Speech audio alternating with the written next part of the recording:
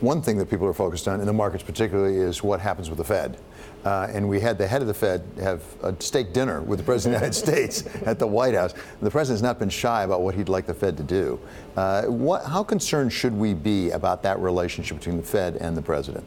You know, it has been tense, obviously. I think it's a good sign that they're sharing his birthday dinner over there at the White House. But I do think it has been a real source of concern. And the Fed has said, you know, that they will continue to hold the line here. But I think people are going to be watching this closely. And I don't think it's any surprise, just to go back to what Schumer and Sanders have done, that they did this on Monday, because it really sets up the president to have to fulfill a campaign promise, which is a promise to the American worker that he will protect the American worker. I think they are setting down a gauntlet. I think the Fed is part of this conversation. What are you going to do about this divide between Main Street and Wall Street that is so much of a concern to so many Americans out there? The president, as a populist, has really staked his claim on appealing to the Rust Belt, and he's going to have an opportunity tonight to say, going forward this year, here are the policies we will pursue in this regard. And I'm sure the issue of interest rates in the Fed should come up tonight as well. Nice optics, though, with steak. Yeah. I mean, it's not like they're eating chicken McNuggets.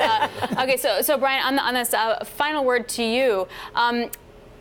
Should the Fed, how does this wind up influencing the Fed going forward? Because yes, they're on pause now. Economic, though, data really in the U.S. continues to stay strong.